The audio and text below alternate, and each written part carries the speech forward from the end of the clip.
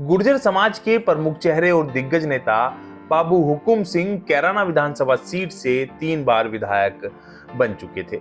2 बार वह लगातार चुनाव जीते थे और इस बार चौथी बार बाबू हुकुम सिंह चुनाव लड़ रहे थे। वह कांग्रेस के उम्मीदवार थे। साथ ही बाबू हुकुम सिंह का पूरे क्षेत्र में प्रभाव भी लगातार बढ़ रहा था। कुल मिलाकर मजबूत स्थिति में उनका चुनाव था, लेकिन परिस्थितियां इस तरह से बदलती चली गई कि बाबू हुकुम सिंह को निर्दलीय उम्मीदवार राजेश्वर बंसल ने चुनाव हरा दिया था। जी हां, हम बात कर रहे हैं 1989 के उत्तर प्रदेश के विधानसभा चुनाव की। एक और खास बात इस चुनाव में थी कि जनता दल के उम्मीदवार की जमानत जब्त हो गई थी, जबकि उत्तर प्रदेश में 208 सीटें जनता दल ने जीती थी और सरकार जनता दल की बनी थी। नमस्कार, मेरा नाम अंकुर त्यागी है और हुआ यूं था का अगला एपिसोड आपके सामने प्रस्तुत है। शामली के राजेश्वर बंसल युवा नेता के तौर पर अपनी पहचान को स्थापित कर चुके थे। 1988 में नगर पालिका परिषद शामली के चेयरमैन का चुनाव निर्दलीय ही राजेश्वर बंसल जीत गए थे, जिससे सियासत में उनका कद और बढ़ गया था। साल 1989 में लोकसभा और विधानसभा के चुनाव साथ हुए थे। राजेश्वर बंसल तब जनता दल से टिकट पाने की कोशिश कर रहे थे, लेकिन जनता दल ने शफकत जंग को उम्मीदवार बनाया था। 1967 में कैराना से कांग्रेस के टिकट पर विधायक रह चुके शफकत जंग तब काफी बुजुर्ग हो चुके थे। कांग्रेस ने मौजूदा विधायक हुकुम सिंह को उम्मीदवार बनाया था। हुकुम सिंह तब कांग्रेस की नारायण दत्त तिवारी सरकार में कैबिनेट मंत्री थे। जब जनता दल से टिकट नहीं मिला तो शामली नगर पालिका के तत्कालीन चेयरमैन राजेश्वर बंसल ने समर्थकों से बात कर निर्दलीय चुनाव लड़ने का फैसला किया।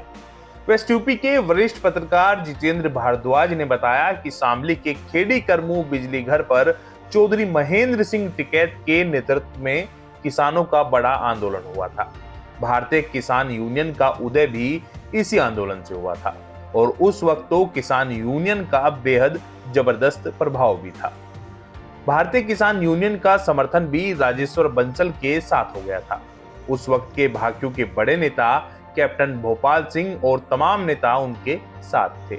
भारतीय किसान यूनियन के साथ होने के कारण जाट वोट बैंक भी काफी निर्दलीय उम्मीदवार बंसल से जुड़ता जा रहा था।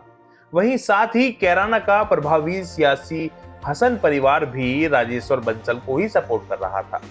राजनीति के जानकार बताते हैं कि 1989 के चुनाव में कांग्रेस ने कैराना लोकसभा सीट से अख्तर हसन का टिकट काट दिया था, जबकि 1984 में अख्तर हसन कैराना लोकसभा सीट से कांग्रेस के टिकट पर चुनाव जीते थे। अख्तर हसन यानी कि चौधरी मुनव्वर हसन के पिता और इकरा हसन नाहिद हसन के दादा।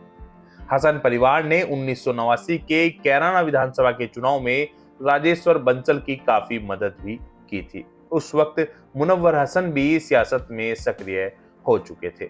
कहा तो ये भी जाता है कि मुनव्वर हसन खुद चुनाव लड़ना चाहते थे, लेकिन उम्र कम होने के कारण वह विधायकी का चुनाव 1989 में नहीं लड़ सके थे।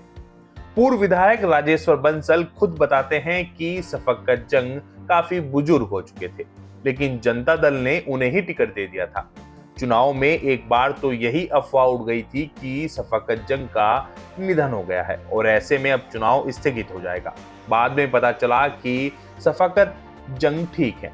वरिष्ठ पत्रकार जितेंद्र भारद्वाज बताते हैं कि चुनाव में ये अफवाह भी चल गई थी कि शफकत जंग बैठ गए हैं, यानी कि वह चुनाव ही नहीं लड़ रहे हैं। तमाम हालात ऐसे बनते चले गए कि राजेश्वर बंसल मजबूत होते गए। हुकुम सिंह लगातार 2 बार विधायक रह चुके थे, कुल 3 बार विधायक बन चुके थे, तो उनका थोड़ा विरोध भी था। राजेश्वर बंसल का अपना प्रभाव भी था, साथ ही मुस्लिम व जाट समाज का वोट भी काफी मिल रहा था।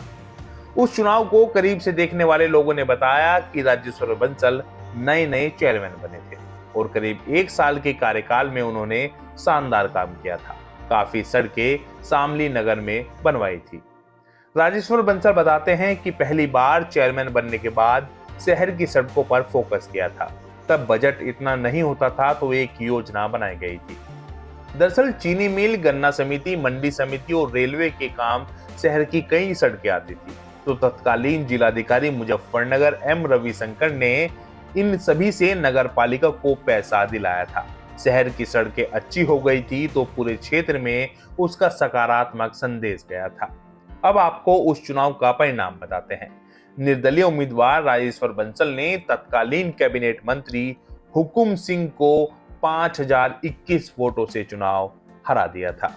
निर्दलीय उम्मीदवार राजेश्वर बंसल को 65,053 वोट मिले थे तो कांग्रेस के उम्मीदवार हुकुम सिंह को 60,032 वोट मिले थे, जबकि जनता दल के उम्मीदवार शफकत जंग को 2,578 वोट ही मिले थे और उनकी जमानत जब्त हो गई थी।